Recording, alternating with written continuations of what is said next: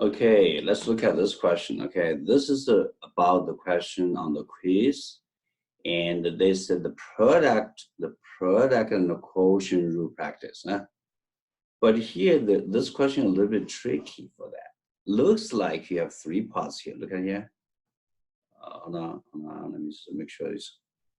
Oh, okay. So looks like you have this part time by this part, and then time by this part. So if you have three factors timed together, that's the time they will make what? You got remember the product rule? You got derivative of this and time this two. Derivative of this, time this two. And time this one and this one.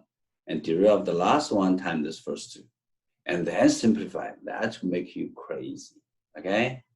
So the best way to do this one is this. You go, this is the x 1/2 here, right?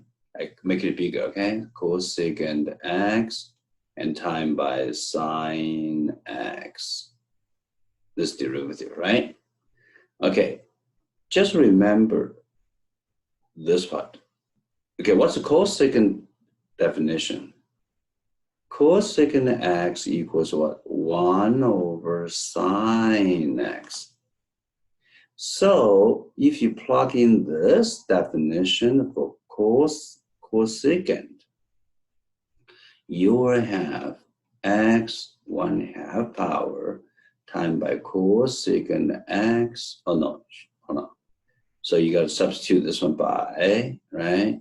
Substitute this one by 1 over sine x, and then time by sine x. You see?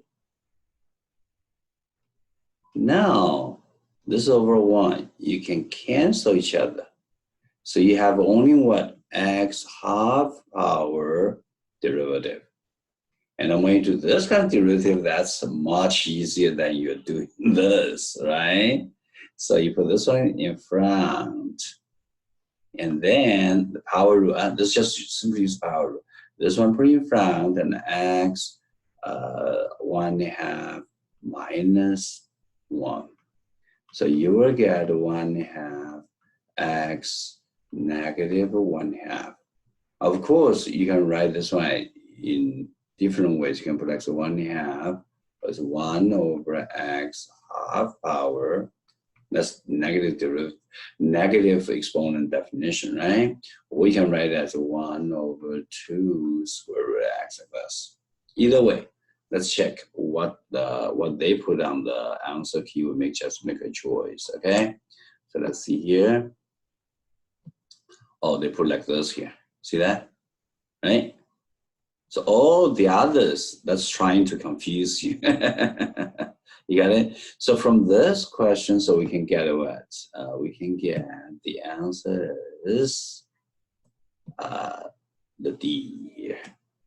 That's this one here.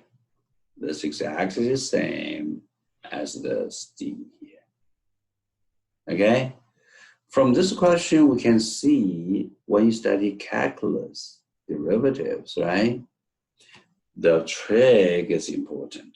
If you're not aware this, that will give you a hard time to make you crazy to do this kind of derivatives here. See that? And if you knew them, trig well, so that's what I always said. Calculus is not hard. The harder part is the trig, algebra, geometry, okay? So if you have any questions, please let me know.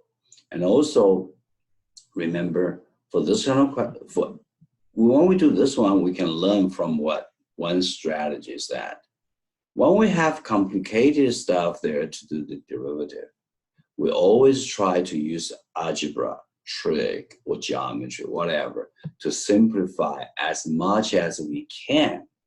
And after that, you do derivative, like what we did here, up to, you see here, we did up to here, see here, we simplified up to here. make the derivatives much easier, right?